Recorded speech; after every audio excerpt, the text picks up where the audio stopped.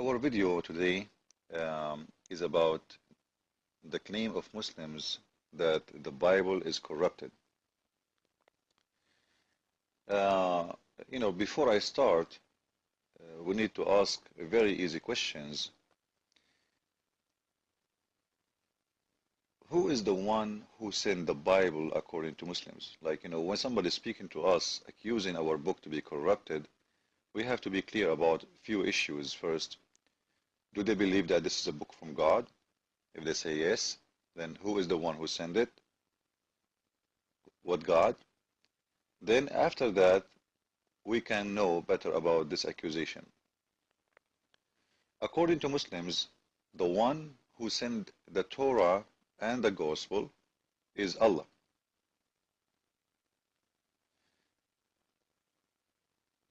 And as long Allah is the one who sent those two books, this means that the one in charge to protect them should be Allah Himself, simply because this is His book. When I say the Bible is my book, it doesn't mean really it is. When I say it is my book, it means it's the book of I follow, but I am not the author of the book. I have no right to claim that this is my book. Then according to Muslims, if Allah is the one who sent this book, who is the one who owned the book? The answer is Allah. Then if Allah is the one who sent the book, why Allah, He did not protect His book? One of the most funny things about the hypocrisy of Muslims to try to make their claim legitimate, they say to you, Allah chose to protect only the Quran. You know what, isn't it weird? What is the difference between the Quran and the Torah and the Gospel to Allah? Aren't they all the word of Allah? If one word for Allah is important, the other words should be important too. So simply, Muhammad, he could not find a way to make himself legitimate without accusing others of changing the book. It was the only way, because the other books is totally different from his message. But in here, the Muslims, they forgot that by accusing the Bible to be corrupted, they accuse their God to be weak, fool, and to be evil. Now, what weak and fool and evil have to do with what I'm saying? I will explain to you. When somebody says to me that Paul, as an example, as the Muslim claim, Paul, he was able to corrupt the gospel. So this gospel was corrupted according to Muslims by Paul. It means Paul, he was able to have victory over Allah. Allah, he could not preserve one copy of this book, not even one. Like today, we can have if you post a video in YouTube, there is no way to take it off. It's going to be all over. Which means YouTube can preserve things more than Allah Himself. Cannot Allah have a CD somewhere, hard drive somewhere, hide a copy somewhere? Allah Himself, He could not. But Paul alone, he was able to destroy Allah's words. Everything Allah did, He sent Isa, and all the miracles and everything He did is gone for nothing by just a man. This is mean that Allah must be really weak. And this is mean that He cannot be God. In the world, today or before, if somebody make a book and this book is published, which means this book became very well known, it's extremely hard to corrupt that book, because if I corrupt one copy, the others will not be corrupted, unless there is only one copy. And regardless of how many copies there is, this is the principality of Allah to protect His book, as long as this is a book sent down from Him.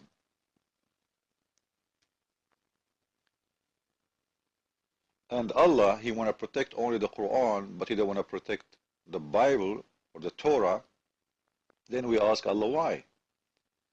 Is the Quran better?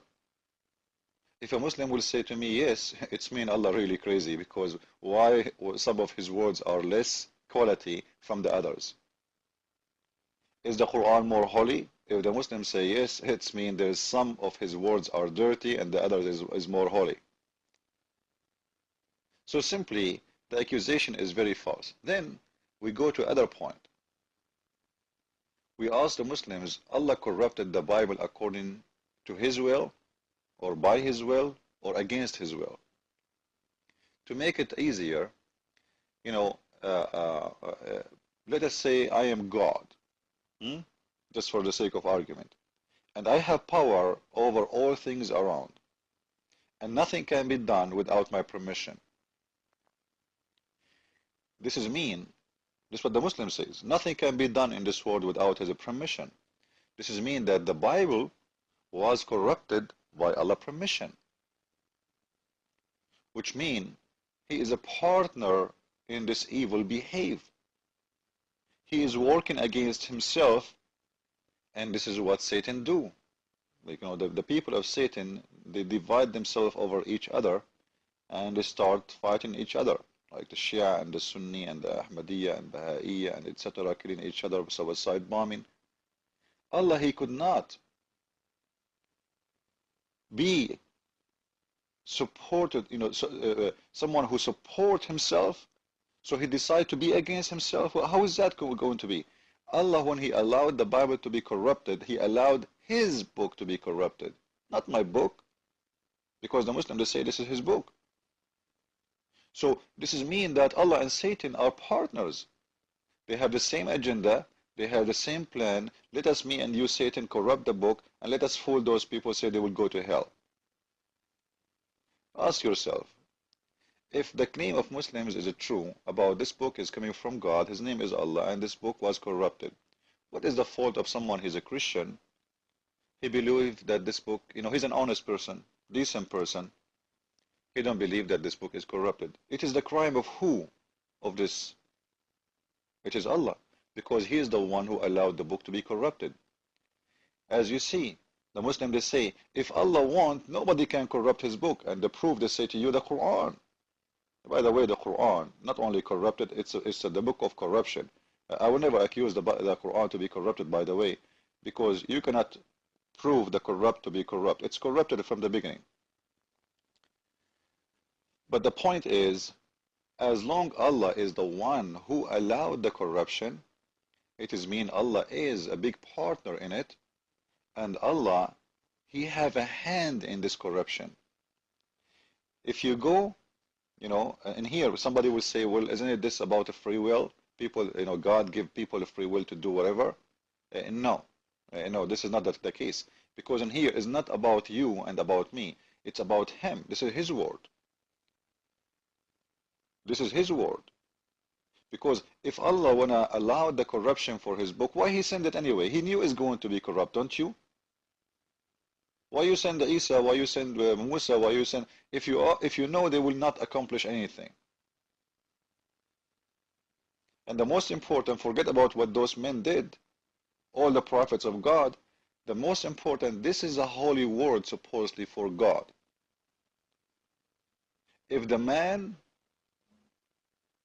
who they call him Allah, who he say he is holy and he is God, he sent the book, and this book is a holy book for him, he did not protect his book. It is the fault of who?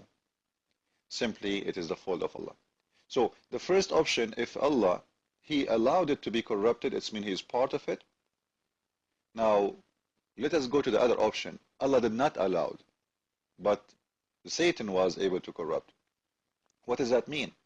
It means Allah is a lot weaker than Satan, which means Satan was able to have victory over Allah.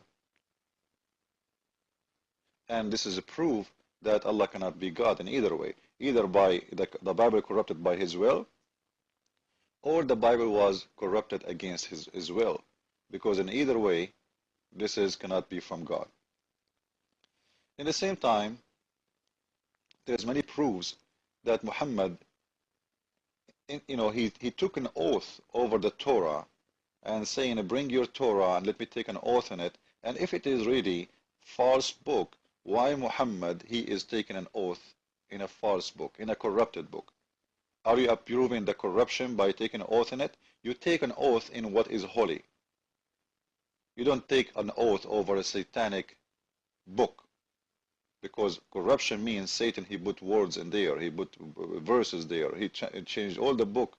And if you ask the Muslim, by the way, what is corrupted in the book? They don't know. Do you have the original book? They don't know. Have you ever seen the original book? They don't know. All what they knew, their prophet told them it is corrupt. How, why, where, and even himself, he did not know how to write, how to read. So imagine, he himself did not never read it, but he himself is the teacher and telling that it was corrupt. Follow with me with more videos. Thank you.